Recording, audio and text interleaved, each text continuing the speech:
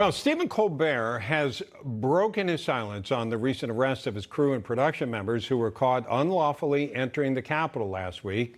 National correspondent Logan Raddick is live with details. Logan. Well, Bob, Colbert's finally acknowledging that widely publicized arrest made of his colleagues on the Daily Show, or the Late Show now with Stephen Colbert on CBS. And they were arrested at the Longworth House office building. That was on Thursday night around 8:30 p.m. for unlawful entry. They did not have the proper identification when they came to the Capitol complex. And they reportedly interviewed the following members of Congress, including Jake Auchincloss, Stephanie Murphy, and Adam Schiff, who's a prominent member of the January 6th committee. Now, CBS says that the comedians on this crew, they had the proper identification, but the Capitol Police arresting them, they're telling a different story. But here's Colbert last night addressing this situation for the first time on his show. The Capitol Police were just doing their job. My staff was just doing their job. Everyone was very professional. Everyone was very calm. My staffers were detained, processed, and released. A very unpleasant experience for my staff. And GOP Congressman Rodney Davis and Jim Jordan, respectively, the ranking members of the House Administration and Judiciary Committees, they're calling on more information from the Capitol Police, including surveillance video from the arrest back on Thursday. But also in terms of this entire situation here, Bob, they're asking for just more than surveillance as well. They want to know why they were here. They want to know the process for the clearance that they were requesting, pretty much what the Democrats want to know about why there were people here before January 6th. So we'll see what happens with this situation. Back to you. All right, Logan Raddick, thank you very much. So Stephen Colbert defended his staffers by saying they were just doing their jobs and playing it off kind of as a joke. Yet the staffers cited for unlawful entry essentially were caught doing a similar thing as January 6 protesters, at least some of them. This comparison, though, made Stephen Colbert angry. Drawing any equivalence between rioters storming our Capitol to prevent the counting of electoral ballots and a cigar-chomping toy dog is a shameful and grotesque insult to the memory of everyone who died. And today, January 6 committee is holding another hearing trying to tie the former president to what happened on January 6th, saying his repeated lies drove protesters to enter the Capitol that day. Here to discuss, former Deputy Assistant to President Trump for Counterterrorism, Kash Patel. Kash, let's start with the Colbert situation. Look, I'm willing to give you that they were not there on a day we were counting votes. Okay, I'll give you that.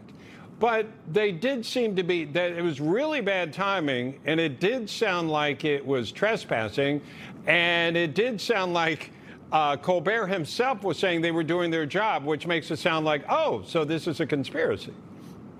Yeah, hey, it's great to be with you. And look, as a former federal prosecutor and public defender, you have to believe, and you're proven right every time, there's no such thing as a coincidence. Adam Schiff was on the Stephen Colbert show Wednesday night.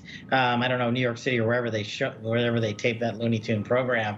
And the next day, his staffers, his Colbert staffers, were set interviewing 7 of them. Adam Schiff, who is today leading the charge on the January 6th committee investigation into who knows what. And no one's talking about all the citizens from January 6th that are detained for the same charge as the 7 individuals who were charged with on Colbert's staff who are being detained without bond. They got treated very differently. So I agree with my friend and former colleague Jim Jordan. Why is it that we don't have the information from the Capitol Police on their mugshots, their charging documents? What is this United States Attorney's Office doing to treat these class of citizens differently? And I'm not saying treat them the same as everybody on January 6th, but just those that were charged with unlawfully entering the Capitol, as these individuals were. There's no coincidence, and there's a lot of answers that need to be explained. Yeah, and Adam Schiff is in some hot water over this as well. He's accused of allowing Colbert staffers into the building, which you kind of saying that there's no coincidence to that, with their cameras to scope out GOP offices. Again, he's a Democrat. Only days ago, January 6th committee accused Congressman Barry Loudermilk of giving a tour to people with cameras the night before January 6th. So there are a lot of things that don't smell quite right in this, Kash. I only have a couple minutes left. I wanted to ask you about this, though. What bothers me about the January 6th committee, the parts that I have seen, is it's so one-sided that I think it loses its credibility. For whatever you may say that may have gone wrong, and legitimately so, on one side, we still don't get answers to, wait a minute, what was Nancy Pelosi's role, if any? I feel like somebody's voice should be heard on, were these people led into the Capitol? In other words, all the arguments you hear from the right are being totally ignored.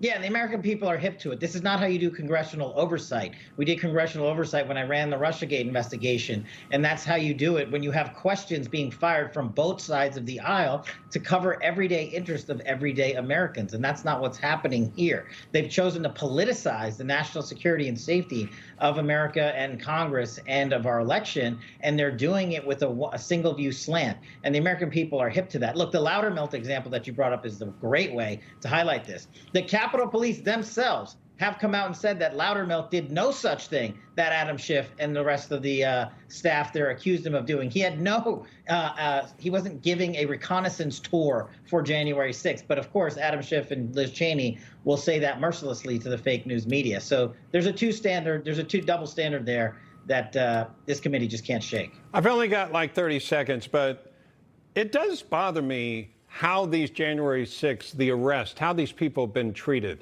Even if they did something wrong, even if they should be held responsible for it, it seems very extreme how they were treated, especially compared to Colbert's people. It is. And look, as a public defender, which I spent, almost 8 years doing, I argued bond in federal cases for individuals charged with far severe crimes than simply trespassing or breaking and entering. And they received bond, people with criminal records. So this double standard on the judicial system is the latest black mark from this January 6th committee as the result of it, because they politicized our judiciary, and now they're allowing judges to enter politics into bail and bond reform measures when most of these people should at least be on bond so they can be afforded due process. Kash Patel, thank you. Thanks so much.